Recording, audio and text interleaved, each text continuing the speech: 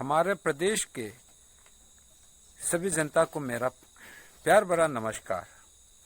मैं विजय पोर्टिन, social activist, community activist. आज इस वीडियो के माध्यम से बहुत ही महत्वपूर्ण एक विषय पर मैं बोलने जा रहा हूं, ताकि हमारे प्रदेश के लोग जान सके ये एक्ट, ये बिल, ये विषय क्या है। सबसे पहले मैं बता दूं, ये एक्ट का नाम है लोकायुक्ता एक्ट 2014, जो कि former chief minister Shri Nabam Tuki के नेतृत्व में 20 मई 2014 को द अरुणाचल प्रदेश गैजेट में इस बिल को पास करने के बाद पब्लिश हुए थे। ये बिल का मैंने एक अध्ययन किया, अच्छी तरह से मैंने इस बिल को अध्ययन किया, और इस बिल को लेकर मैं आज बहुत ही खास प्रोविजंस, जो प्रोविजंस है, उसे मैं आप लोगों के सामने संक्षेप में बताना चाहूंगा। इस विषय को लेकर 2014 लोकायुक्ता एक्ट को मैंने एक मेमोरेंडम लेटर 21 अगस्त 2021 को मैंने चीफ मिनिस्टर श्री पेमा खांडू जी को भेजे हैं बाय पोस्ट, स्पीड पोस्ट, इसलिए कि मैं कोरोना की वजह से और कुछ डोमेस्टिक प्रॉब्लम से नहीं जा पाया ईटानगर, चीफ मिनिस्टर को मिलकर देने के लिए नहीं हो पाया। अभी मुद्दे पे आते हैं। आप लोगों को मैं बता दूं,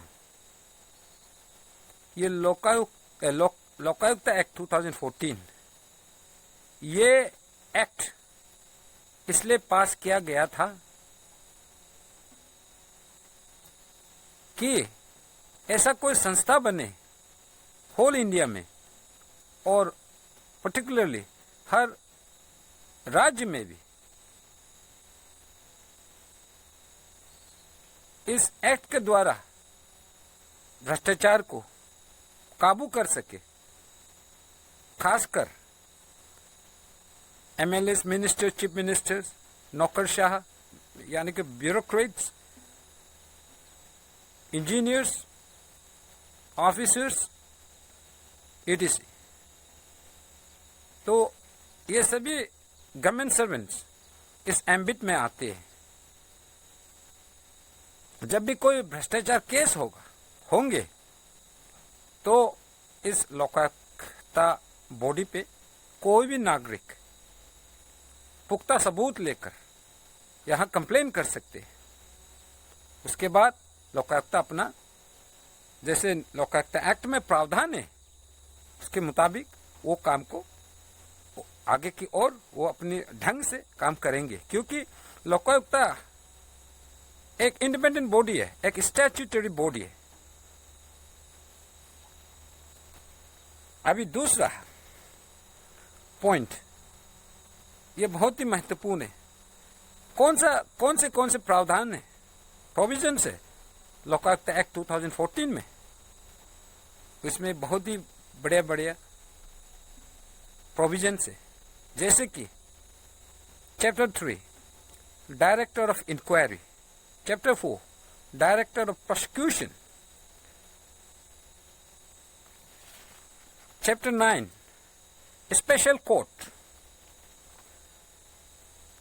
chapter 13 declaration of asset by government servants when they entered government service.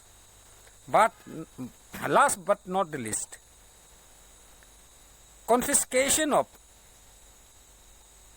government servants' asset if they are convicted.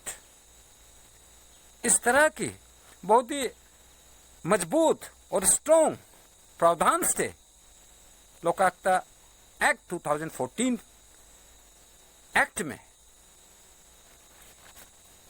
अभी दूसरा पॉइंट,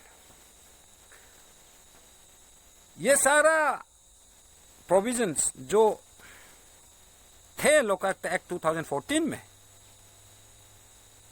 इसे मौजूदा बीजेपी सरकार, जो कि माननीय चीफ मिनिस्टर, मुख्यमंत्री हमारे पेमा खांडू जी के नेतृत्व में चल रहे हैं, उसकी सरकार ने, बहुत दुखद से मैं कह रहा हूं, उसके सरकार ने 2019 को रिपील कर दिया और पब्लिकेशन किया, और publication the Arunachal Pradesh gadget में 23 अक्टूबर 2019 को पब्लिश किया, एक्स्ट्रा ऑर्डिनरी गैजेट में। और मैंने 2 लोकायुक्त बिल एक्ट को मैंने अध्ययन किया, बहुत अच्छी तरह से अध्ययन किया, और मेरे अध्ययन में मुझे पता चला कि ये जो 2019 है, इसमें बहुत सारे, ऑलमोस्ट मैं तो यूं कहूंगा ज्यादातर अच्छे प्रोविजंस को, प्रावधानों को हटा दिए। जैसे कि महत्वपूर्ण लिस्ट में आते हैं, उसने number 1 prosecution of inquiry, director of inquiry, उसे हटा दिया। डायरेक्टर ऑफ प्रोसिक्यूशन, उसे हटा दिया, डिलीट कर दी। चैप्टर 9 स्पेशल कोर्ट, उसे भी हटा दिया। Chapter 13 declaration of asset by any government servant when they enter government service, उसे भी हटा दिया। और दूसरा और last, confiscation of property or asset of any government servant if they are convicted in a corruption cases, ये भी प्रावधान हटा दिया, ये भी प्रोविजंस हटा दिए। तो अच्छे बहुत ही मजबूत जो प्रोविजंस थे, जो नियम कानून 2014 के लोकायुक्त बिल में बनाए थे, उसे इस नाकाम, इस वीक, इस बहुत ही कमजोर सरकार, बीजेपी सरकार ने हटा दिया 2014 के अमेंडमेंट, लोकायुक्त अमेंडमेंट बिल 2019 में, और उसे पूरी तरह से रिपील कर दी। अभी आप जनता लोग बताइए, हमारे प्रदेश में कितना जोरों शोरों से, यानी कि ओपन, खुला करप्शन होता है, ये सबको पता है। अगर आपकी सरकार, बीजेपी सरकार, पेमा खांडू की सरकार, अगर भ्रष्टाचार को मिटाना चाहता है तो कड़ी से कड़ी प्रावधान लेके आए लोकायुक्त बिल। क्यों उस मजबूत लोकायुक्त एक्ट 2014 को रिपील कर दिए? इसे यह साफ जाहिर होता है आपकी मंशा, असली मंशा, आपकी कटनी और करनी में बहुत ही फर्क है। आप कुछ और बोलते हैं गवर्नमेंट फंक्शन में, पब्लिक फंक्शन में, और कुछ करते हैं ग्राउंड रियलिटी में। अगर हमें भ्रष्टाचार को काबू में लाना पड़े अरुणाचल हमारे प्रदेश में, तो 2014 का लोकायुक्त एक्ट 2014 को फिर से रिपील करना पड़ेगा और जल्द से जल्द लाना पड़ेगा। मेरा ये दरखास्त है हमारे प्रधानमंत्री जी मोदी से भी और हमारे मुख्यमंत्री पेमा खांडू से भी, जल्द से जल्द 2014 लोकायुक्त एक्ट को लागू करें फिर से, ताकि हमारे प्रदेश में जो जो नौकरशाह, MLAs, ministers, chief ministers, engineers, officers ETC या करप्शंस करेंगे, तो उसके खिलाफ एक करप्शन केस लोकायुक्त में दर्ज कर सके और लोकायुक्त अपना काम इंडिपेंडेंटली कर सके, तो वो प्रोविजन को फिर से लाए 2014 अमेंडमेंट एक्ट, जो कि बहुत ही मजबूत है, करप्शन के विरोध कड़ा कानून बनाया है, उसे फिर से लागू करें। अगर नहीं करेंगे तो हम आंदोलन, जन आंदोलन करेंगे। हम सब RTI activist, activist, CVOs, student bodies और जनता, अरुणाचल के जनता, जनार्दन, सभी लोग मिलकर हम लोग आंदोलन करेंगे। अगर आंदोलन से भी अगर नहीं मानते तो हम लोग, तो मैं पर्टिकुलरली, खासकर मैं हंगर स्ट्राइक करूंगा अंटिल डेथ। मैं जान भी दे सकता हूं अगर इस देश और प्रदेश के, हमारे खासकर हमारे प्रदेश के अच्छाई के लिए कोई कानून बनाए, वो भी भ्रष्टाचार विरुद्ध, एंटी करप्शन, एक बड़े तरह से कार्य, एक लोकपाल बनाए, ताकि हमारे यहाँ करप्शन को कंटेन कर सके। जो करप्शन करते हैं उसे ताकि सजा मिले, कड़ी सजा मिले। हमने डेडलाइन दिए है चीफ मिनिस्टर को, हमने ये एप्लीकेशन पोस्ट ऑफिस में भेजे हैं, पोस्टल से, स्पीड पोस्ट से, और प्रधानमंत्री जी को भी, मोदी जी को हमने भेजे हैं पीएमओ ऑफिस पे। उन दोनों से भी मैं आग्रह करना चाहूंगा नम्रता पूर्वक, हमारे मोदी प्राइम मिनिस्टर, आदरणीय प्राइम मिनिस्टर से भी मुझे भी बुलाए, हमारे स्टेक होल्डर्स को बुलाए और हम सभी से बात करें, और हमारे प्रदेश के मुख्यमंत्री पेमा खांडू को भी नसीहत दे, अच्छा बुद्धि दे, उसकी एमएलएस को, मिनिस्टर का सद्बुद्धि दे, ताकि 2014 के ओरिजिनल एंड स्ट्रॉन्ग एक्ट 2014 के लोकायुक्ता को फिर से लागू करे, रीइंस्टेट करे, रीइंट्रोड्यूस करे in the well larger interest of our Arunachali people.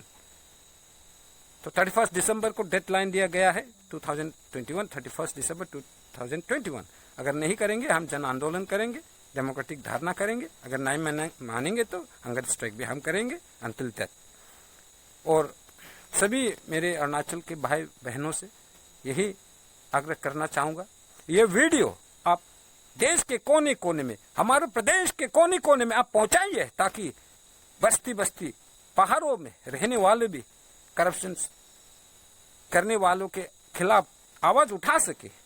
इस वीडियो के माध्यम से यही जान सके कि असल में सही में एक बड़ा मजबूत एक लोकायुक्ता एक्ट पास किए थे कांग्रेस सरकार के द्वारा 2014 को, कि उसे रिपील किया गया और बहुत ही कमजोर बना दिया। तो अंत में मैं फिर से दरख्वास्त करता हूं हमारे मुख्यमंत्री जी से, हमें बुलाए, हमारे सीबीओस को बुलाए, हमारे सोशल एक्टिविस्ट लोगों को बुलाए, स्टूडेंट लीडर्स को बुलाए, सीबीओस को, सभी को, जनता को बुलाए, ताकि हम मशवरा करें, एमिकेबली सॉल्व करें, और 2014 खास तौर पर 2014 लोकायुक्त एक्ट को फिर से लागू करें। यही हमारा मकसद है, यही हमारा असल डिमांड है। नहीं तो हम जरूर आंदोलन करेंगे, क्योंकि ये हमारे डेमोक्रेटिक राइट्स है। अच्छाई के लिए आपका सरकार, कोई भी सरकार, जनता ही जनार्दन होता है एक लोकतंत्र देश में। अब अपने मर्जी से अमेंडमेंट करते हैं बिना पूछे, असेंबली में नहीं लाते। और दूसरी इंटरेस्टिंग बात, सेक्शन 59 की प्रावधान है रिपील करने का, अमेंडमेंट करने का। लोकायुक्ता बिल 2014 का एक सेक्शन 59, उस पर आप लोग गौर से जाइए, उस पर पढ़िए। उसको भी वायलेशन कर बैठा, sub section 1 and sub section 2 of section 59। They have totally violated those sections while repealing an amendment of this Lokayukta Act, the original and strong Lokayukta Act 2014. ये उखाड़ के फेंक दीजिए 2019 जो आपकी सरकार, बीजेपी सरकार, पेमा खांडू की ये लोकायुक्ता बिल को, जो कि कुछ काम का नहीं, सारा मिट्टी में मिला दिया। जो कि 2014 ओरिजिनल एक्ट है, बहुत ही खास भ्रष्टाचार के खिलाफ बहुत ही मजबूत एक लॉ बनाया गया था। और मैं भी ये साथ साथ में ये भी कहना चाहूंगा, एक केस भी जब से लोकायुक्ता एस्टैब्लिश हुआ, चेयरमैन भी है इसका, मेंबर सेक्रेटरी है, अपॉइंटमेंट हो चुका है, लेकिन एक केस भी नहीं एक्सेप्ट किया बिना किसी केस को डिस्पोज किए हुए किए बिना कैसे आप कह सकते हैं कि 2014 लोकायुक्त एक्ट कमजोर है, उसमें बदलाव लाना है? यह हरगिज उन प्रोविजनों का उल्लंघन है।